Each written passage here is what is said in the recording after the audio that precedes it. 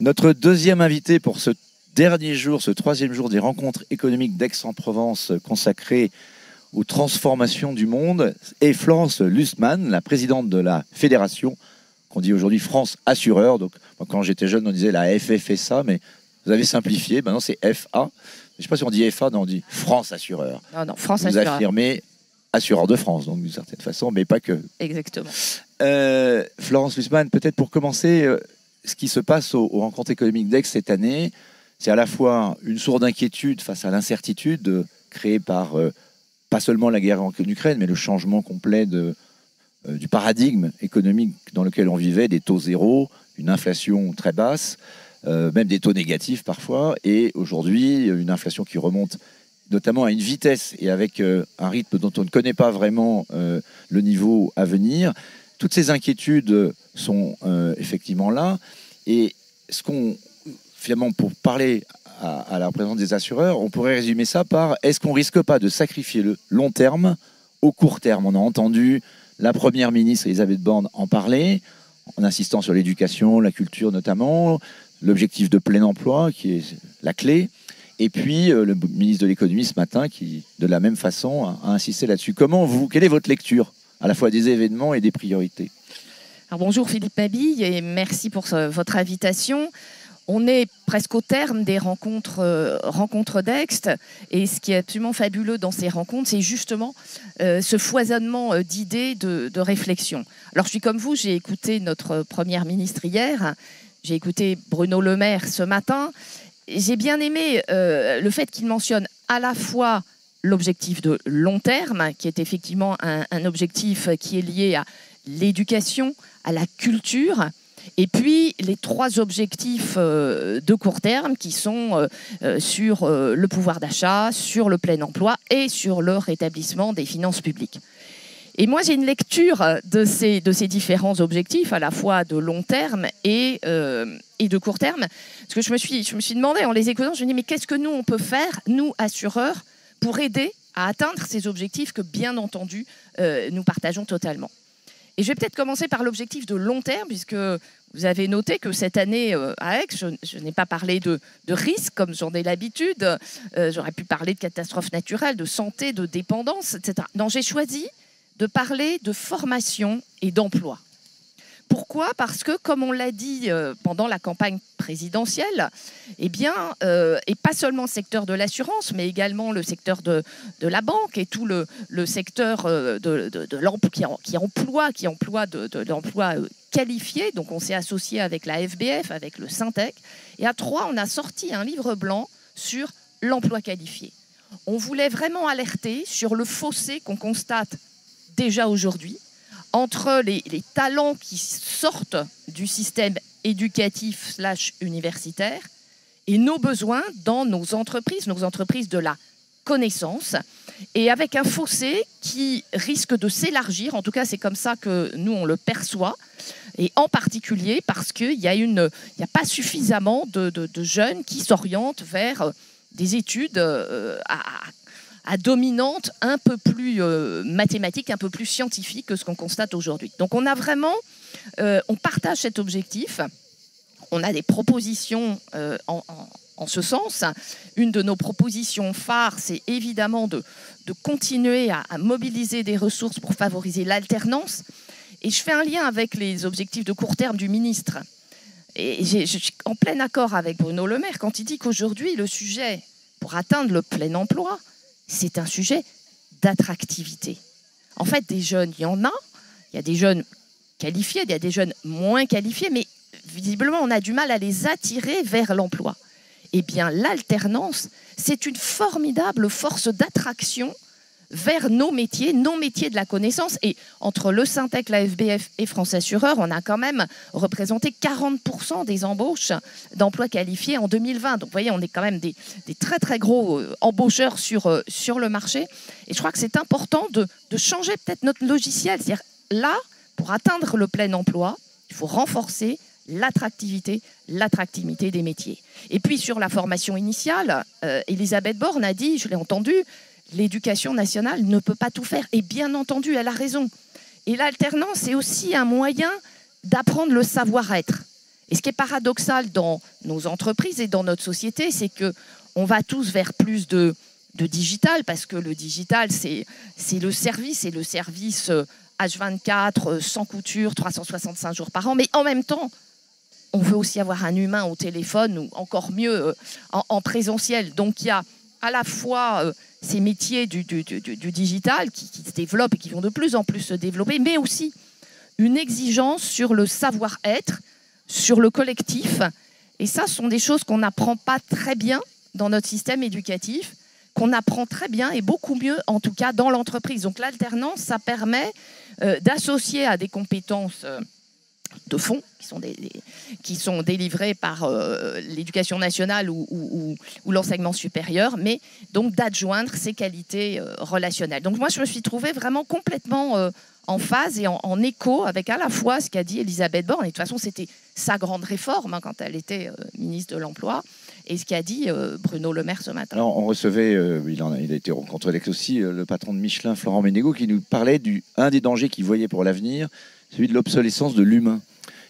Ça rejoint un peu ce que vous dites, c'est-à-dire, est-ce que on n'a pas aujourd'hui dans une société de plus en plus technique, de plus en plus digitale, effectivement, avec la perspective de la robotisation et de l'intelligence artificielle, y compris dans les métiers de service comme l'assurance, un problème effectivement là de transition justement et de préoccupation dès maintenant de quel type d'emploi on occupera demain. Alors, je ne crois pas du tout qu'on aille vers une obsolescence de l'humain, bien au contraire. D'ailleurs, on a vu dans cette année tragique de Covid en 2020, avec des confinements successifs, à quel point nos concitoyens étaient touchés par les maladies psychologiques, les maladies mentales. Enfin, aujourd'hui, il y a un des grands enjeux. Alors, je suis un petit peu étonnée, je suis ravie de pouvoir l'évoquer avec vous, parce que, alors, en tout cas, dans toutes les tables rondes que j'ai suivies, ce n'est pas un sujet qui a été mis en avant. Alors que pourtant, là, il y a des chiffres qui disent qu'elle atteint un niveau inédit. Record, c'est une priorité. Et que le big quit à l'américaine est en train d'arriver chez nous, des gens qui craquent, qui disent « je quitte mon job ». Absolument, absolument. Donc c'est un sujet qui est absolument fondamental, un sujet que nous avons, nous, bien détecté il y a déjà pas mal de mois, les assureurs, puisqu'on s'était tous mis d'accord pour rembourser, rappelez-vous, 4 consultations de psychologues, parce qu'on voyait bien à quel point, et toutes les strates de la population, les jeunes, les moins jeunes, effectivement, ceux qui ont des jobs et des très beaux jobs. Donc je crois que le lien social, l'humain, font partie de notre bien commun. Il y avait une table ronde, et Philippe Val a eu des mots très très beaux sur justement cette exigence que nous avons. On va avoir de plus en plus d'aînés à accompagner. L'isolement des aînés est quelque chose d'absolument terrifiant. J'allais venir parce que vous connaissez très bien le sujet, vous avez travaillé sur la question d'Alzheimer, les assureurs évidemment ont un rôle, notamment les mutuelles, mais pas que, sur cette problématique de la santé et de l'accompagnement dans la fin de vie.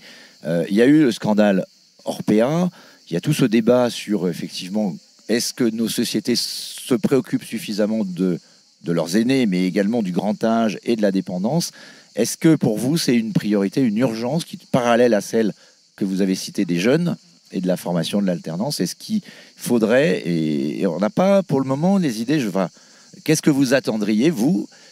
Moi, je trouve que pour l'instant, c'est pas très clair. On a parlé 1000 fois du 5e risque, dépendance. On a dit qu'il fallait former plus de gens pour effectivement accompagner ces personnes âgées, mais c'est pas très précis, je trouve. On est dans le grand flou.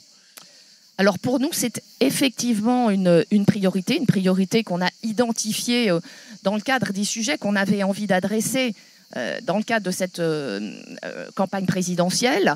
Alors c'est une priorité parce que c'est la priorité des Français. Nous, pour choisir les thématiques sur lesquelles on a travaillé pour préparer cette campagne présidentielle, on a interrogé les Français. Les Français sont inquiets, ils sont préoccupés soit de leur propre dépendance future, soit également de la gestion de la dépendance de leurs ascendants. Parce qu'il y a beaucoup de familles qui sont d'ores et déjà touchées par la dépendance de leurs aînés. Donc c'est un sujet de grande préoccupation pour les Français. Aujourd'hui, il y a 7,5 millions de Français qui ont d'ores et déjà souscrit des contrats d'assurance dépendance auprès d'assureurs et donc qui prévoit le versement d'une rente le jour où, malheureusement, ils deviendront ou ils deviendraient dépendants. Mais on s'est dit qu'il fallait aller plus loin, parce qu'il y a des populations aussi qui n'ont peut-être pas les moyens de souscrire à ces contrats qui fonctionnent en capitalisation. Et donc, on a, avec la FNMF, imaginé une réponse. Parce qu'on est là aussi pour apporter des réponses sur ces risques qui évoluent. C'est notre métier en tant qu'assureur. Et on a une réponse qui est très simple, qui tient au fait que la dépendance lourde, alors les spécialistes vous diront c'est du GIR 1, du GIR 2, mais enfin c'est la dépendance vraiment lourde, c'est pas une fatalité pour l'ensemble d'entre nous. Tout le monde ne finit pas sa vie en étant dépendant lourdement. Ça veut dire quoi? Ça veut dire que ce risque est mutualisable. S'il est mutualisable, il est assurable. Et nous, notre proposition, elle est très simple.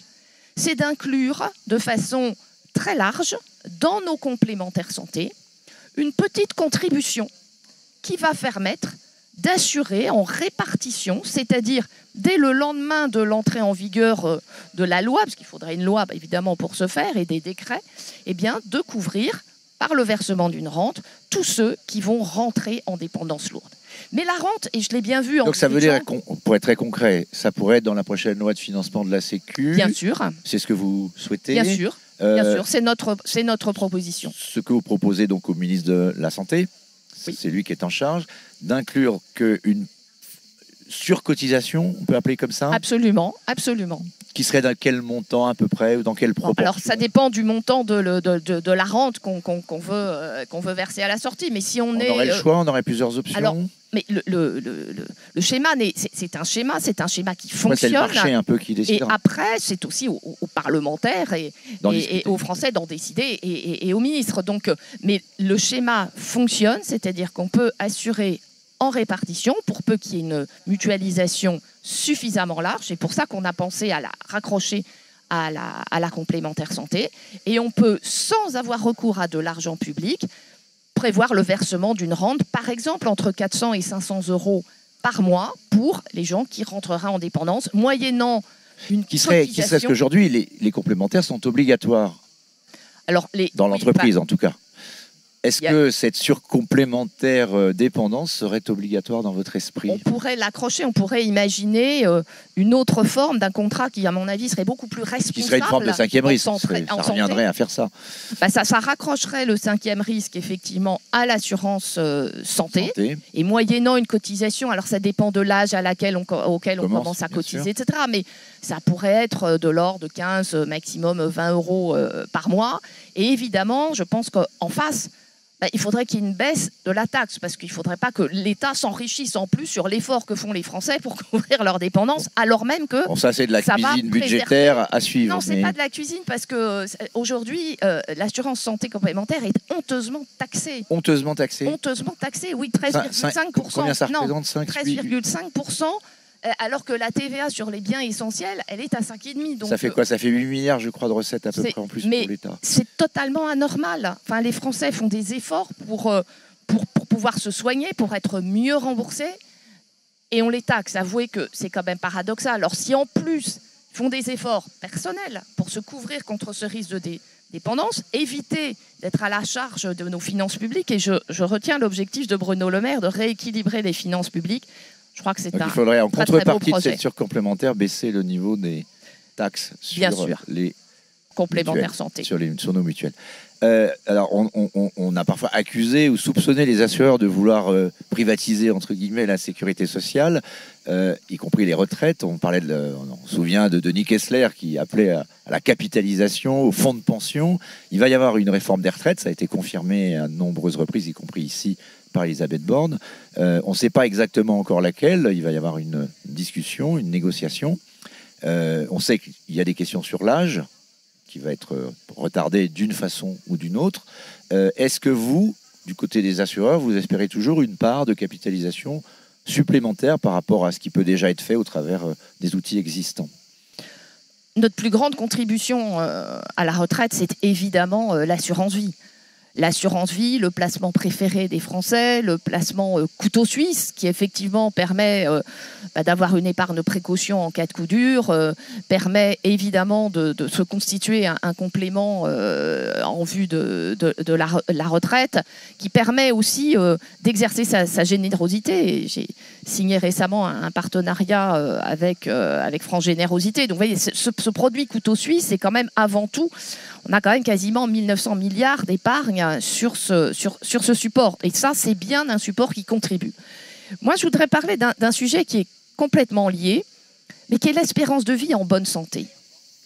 On a aujourd'hui, malheureusement... Qui fait le pont avec le précédent. Qui fait le pont avec le précédent, mais on voit bien que tout ça, c'est lié à la personne. Et nous, on est très, très actifs sur les risques qui sont liés à la personne. Et les risques liés à la personne, c'est lié effectivement au vieillissement. C'est le décès, c'est la survie, c'est la dépendance, c'est la santé. Et qu'est-ce qu'on Faire le lien, comment on pourrait mieux vivre vieux. C'est ça l'enjeu. C'est ça l'enjeu. Et avouez que ce serait un très, très beau projet de société collective. C'est comment est-ce qu'on peut améliorer notre espérance de vie en bonne santé. Parce qu'aujourd'hui, elle n'est pas bonne en France. Elle est de 63 ans pour les hommes, 64 ans pour les femmes, alors qu'en Suède, on est à 70 ans. Donc, je veux dire, la bonne nouvelle, c'est que comme on n'est pas bon, on a des marges de progrès. Et donc, c'est bien tous ensemble, tous acteurs de ce domaine de la prévention. Et la prévention, eh bien, c'est une compétence partagée. Ça veut dire qu'il faut aujourd'hui encourager les gens à se soigner.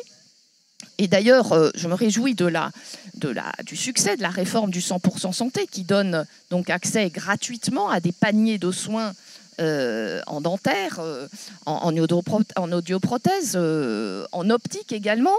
Bon, alors je regrette en tant que représentante des assureurs, alors que les pouvoirs publics nous avaient dit que cette réforme serait équilibrée et qu'elle n'augmenterait pas la charge de prestation des assureurs complémentaires. En fait, ça nous a coûté à nous, assureurs de France Assureurs, quand même 350 millions de plus en 2021, qui était la première année de déploiement complet du dispositif. Donc, bon. Vous êtes fait un peu avoir, quoi. Bon, mais en tout cas, les Français ne se sont pas fait avoir puisque voilà, ils se soignent mieux et ça, c'est bien, c'est très positif. Et puis, comme on parle de dépendance, je voudrais rappeler que dans les facteurs d'entrée ou d'aggravation en dépendance, il y a évidemment la perte du lien social en tête, l'isolement, la dénutrition, la déshydratation aussi. J'ai bien vécu ça quand c'était sur le plan Alzheimer. Et il y a un lien avec le réchauffement climatique d'ailleurs. Et il y a un lien surtout avec ce qu'on rembourse nous, les assureurs complémentaires, parce que c'est nous qui remboursons les lunettes, c'est nous qui remboursons les frais dentaires, c'est nous qui remboursons les prothèses auditives. Si vous voulez que nos seniors conservent un lien social, il faut voir, il faut entendre et il faut soigner ses dents tout au long de sa vie pour éviter d'en arriver à la fin à ne plus pouvoir manger que des bouillies et des soupes. Donc, nous sommes d'ores et déjà des grands acteurs de la prévention, mais évidemment, on veut faire beaucoup plus parce que nous, on a cette capacité à échanger tous les jours avec nos clients qui, Dieu merci, ne sont pas majoritairement des patients, mais bien des citoyens et qui sont très réceptifs à des messages de prévention, pour autant qu'on puisse adapter ces messages à leur situation personnelle. Vous avez cité, ça sera ma dernière question, et fait le pont avec celle du début sur la conjoncture. Il y a un contexte de marché qui est en train de se retourner, avec des taux d'intérêt qui remontent très brutalement. On n'aurait pas anticipé en janvier, si j'avais écrit ça dans la tribune, on m'aurait peut-être pas cru qu'on se retrouve à cette vitesse-là, et aussi avec le risque que ça aille beaucoup plus loin. On attend le 21 juillet ce que dira Christine Lagarde et la Banque Centrale Européenne. On sait qu'il y aura une hausse des taux, mais donc cette question de la maîtrise de l'inflation est aujourd'hui sur la table. Elle inquiète un peu les marchés financiers. Et sur l'assurance vie, elle pose la question de la hiérarchie des rendements entre ceux qui ont investi. Vous avez dit que c'était le placement préféré, mais ça ne rapporte pas beaucoup pour les fonds en euros. Il va y avoir une revalorisation du taux du livret A qui va peut-être passer au-dessus de l'assurance vie. Du coup, ça va un peu perturber les circuits d'épargne.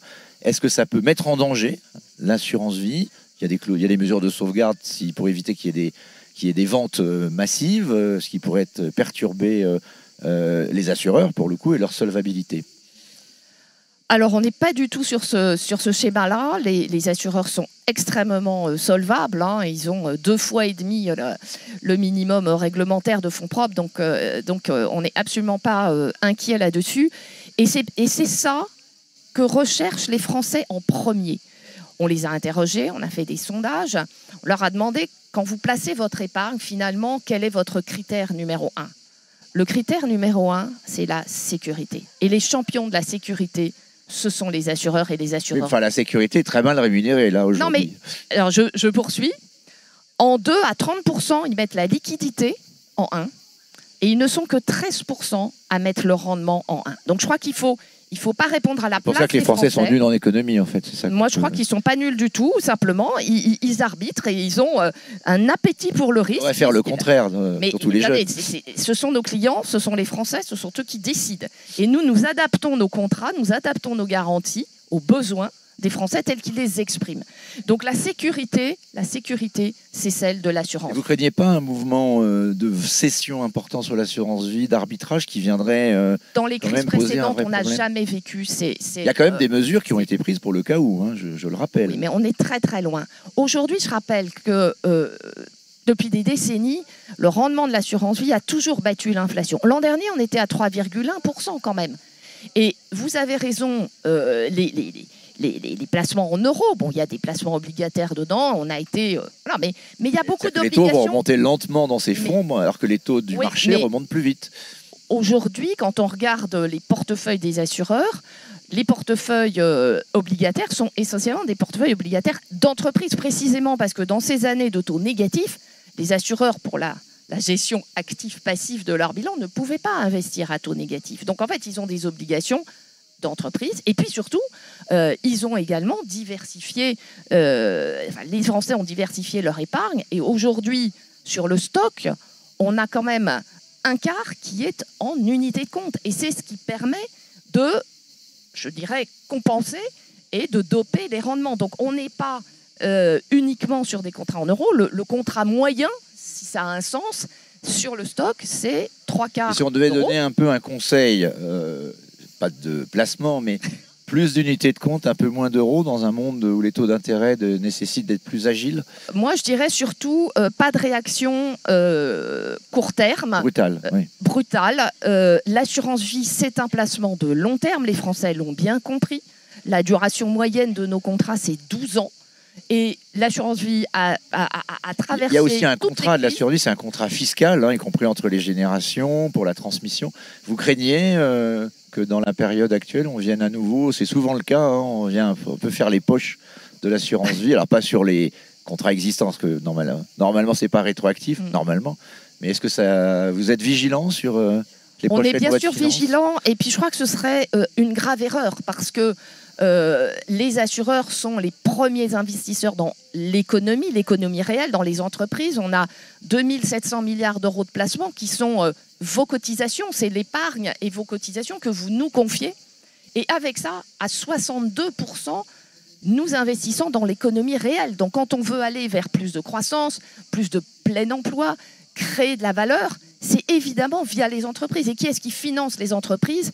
Ce sont les assureurs via les fonds qui leur sont confiés par les Français. Bon, donc Emmanuel Macron a dit dans son contrat, si on peut dire de coalition, s'il y en avait une, pas vraiment, mais c'est pas d'augmentation des impôts. Donc, absolument. Vous êtes rassuré. J'ai confiance. Eh bien, ça sera le mot de la fin de cet entretien très intéressant avec Florence Kussmann. Merci beaucoup, présidente de France Assureur.